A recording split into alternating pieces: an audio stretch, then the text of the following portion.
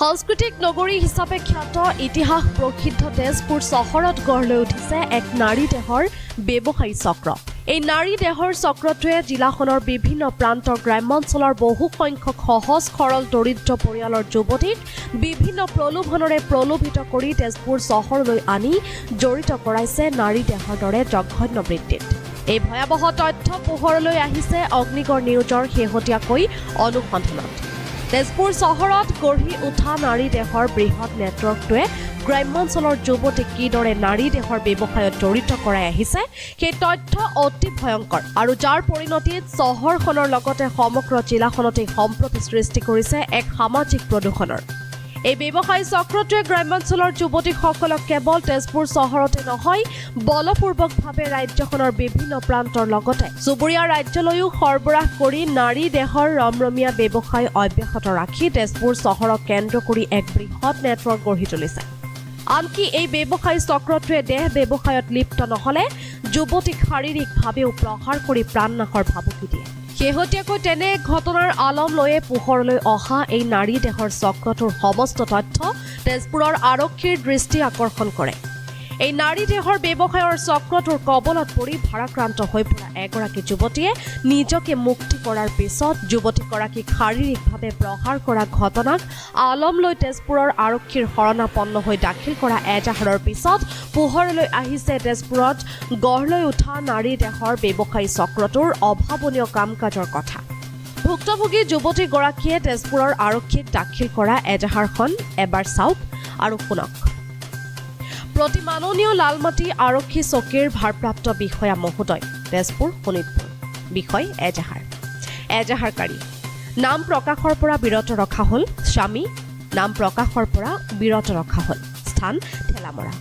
সন্মান সহকাৰে আপোনাক জনাওঁ যে যোৱা ইংৰাজী 9/2/2023 তাৰিখে সোণমণিয়ে জন্মদিন বুলি মোক ঘৰৰ পৰা তেজপুৰলৈ লৈ আহে।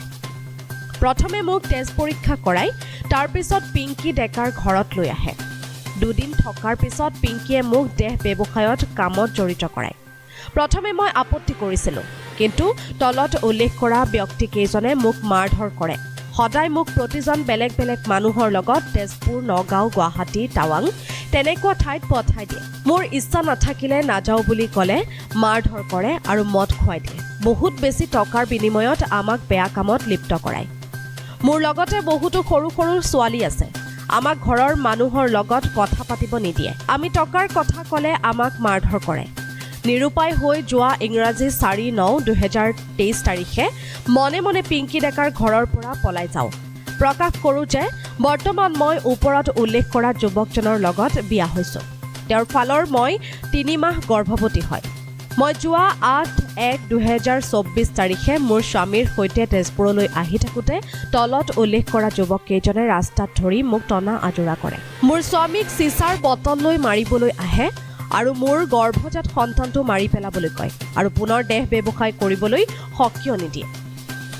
যদিহে নকৰোঁ মোক মাৰি পেলাব বুলি ভাবুকি দিয়ে। গতিকে নিৰুপায় হৈ মই আৰু মোৰ স্বামীৰ লগত আপোনাৰ কাষ চাপিছোঁ।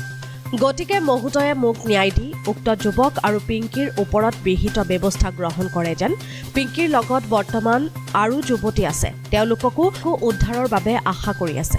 এই মোৰ মহোদয়ৰ ওচৰত বিনম্ৰ অনুৰোধ। নাৰী দেহৰ লগত জড়িত চক্ৰটোৰ নাম শ্ৰী পিংকি ডেকা, বাপধন, পংকজ, দীপেন আৰু সোণমণি। এজাহাৰেই কেৱল নহয়, ভুক্তভোগী যুৱতীগৰাকীৰ মুখেৰে শুনক নাৰী দেহৰ ব্যৱসায়ী চক্ৰটোৰ নিন্দনীয় কাৰ্যকলাপৰ কথা। মানে মোক সোণমণি নামৰ ল'ৰায়ে কাম দিম বুলি আনিছিলে। কেতিয়া? মানে ফেব্ৰুৱাৰী 9 তাৰিখে আহিছিলোঁ মই। কোন চনৰ? ফেব্ৰুৱাৰী 9 তাৰিখে। কোন চনৰ? চনটো পাহৰি গৈছোঁ। 2022 চনত আনিছিলে। ভাল পাই কিনে বিয়া পাতিম বুলি ইয়াত আনি কিনে বেয়া কামত সোমাই দিলে। আৰু তাৰ লগত জড়িত আছে বাপধন, পিংকি আৰু পংকজ ডেকা, শৰ্মা। তেখেতে টিকেট বিক্ৰী কৰে ঘৰ গৈ কিনে। সি মোক ভাল পাই কিনে আনিছিলে ইয়াত, আনি কিনে তাৰ বা ঘৰত দিলে, পিংকি ঘৰত। কাৰ ঘৰত দিলে? পিংকি ডেকা ঘৰত। তাৰপিছত বেয়া কামত সোমাই দিলে। মই মানে তাত পৰা পলাই আহিলোঁ, নকৰোঁ বুলি। মাৰি কিনে আমাক জবৰদস্তি কৰি দৰ্জাত সোমাই দিছিলে লক কৰি কিনে। তেতিয়া কৰিব লগা হয়, বাধ্য হৈ গ'লোঁ।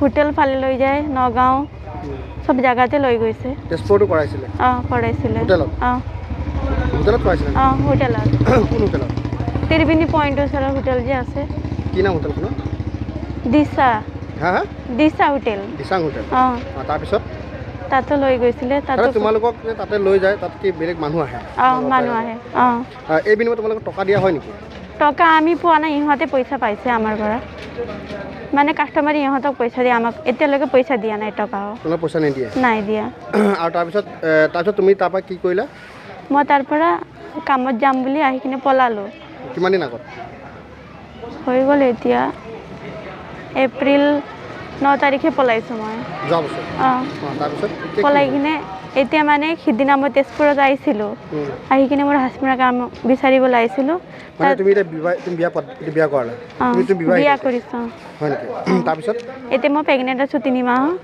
মোক ধৰি কিনে মাৰিছে আকৌ ক'ত আহিছিলা তুমি মানে ত্ৰিবেণীত আহিছিলোঁ মই কাম বিচাৰিবলৈ মোক ইয়াতে ৰেলগেটত ধৰি কিনে মাৰিছে মাৰি কিনে মোৰ হাজবেণ্ডক মানে মাথাত মাৰিব ধৰিছিলে পিংকি ল'ৰা পিংকি চব চামিল আছে তাত কোন কোন আছিলে দীপেনহঁতে মাৰিবলৈ ধৰিছে কালি দীপেন পংকজ আহিছিলে মদ খাই কিনে মাৰিবলৈ আৰু পিংকি ৰাহুল আৰু পপু নামৰ ল'ৰা আছে এটা চবে ধৰি কিনে তাকো মাৰিছিলে মানে মোক কৈছে যে পোৱালিটো পেলাই দে আকৌ বল বুলি টানি কিনে ল'ব খুজিছিলে ইহঁতৰ ৰুমত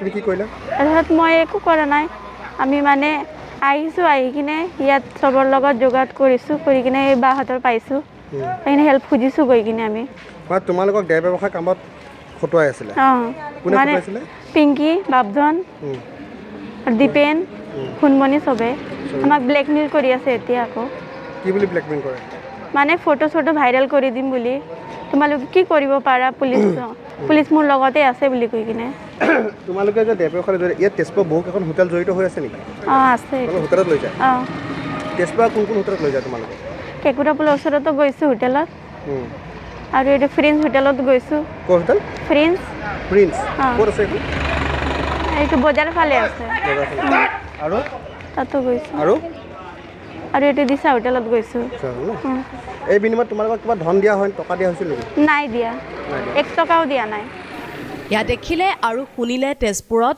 কেনেদৰে গঢ় লৈ উঠিছে এই বৃহৎ নাৰী দেহৰ ব্যৱসায়ী চক্ৰটোৰ নেটৱৰ্ক আমি এয়া এগৰাকী ভুক্তভোগী যুৱতীয়ে আৰক্ষীক দাখিল কৰা এজাহাৰহে দাঙি ধৰিছোঁ য'ত ভুক্তভোগী যুৱতীগৰাকীয়ে তেওঁৰ জীৱনৰ দুখৰীয়া ছবিখন অবৰ্ণনীয়ভাৱে দাঙি ধৰিছে এনে বহু ভুক্তভোগী যুৱতী আছে যিসকলক নাৰী দেহৰ ব্যৱসায়ী চক্ৰটোৱে বিভিন্ন প্ৰলোভনেৰে প্ৰলোভিত কৰি জীৱন অন্ধকাৰ স্বৰ্ণ কৰি তুলিছে আমি সেই তথ্য দাঙি ধৰিম পৰৱৰ্তী প্ৰতিবেদনত তেজপুৰৰ পৰা ৰাজীৱ কলিতাৰ ৰিপৰ্ট অগ্নিগড় নিউজ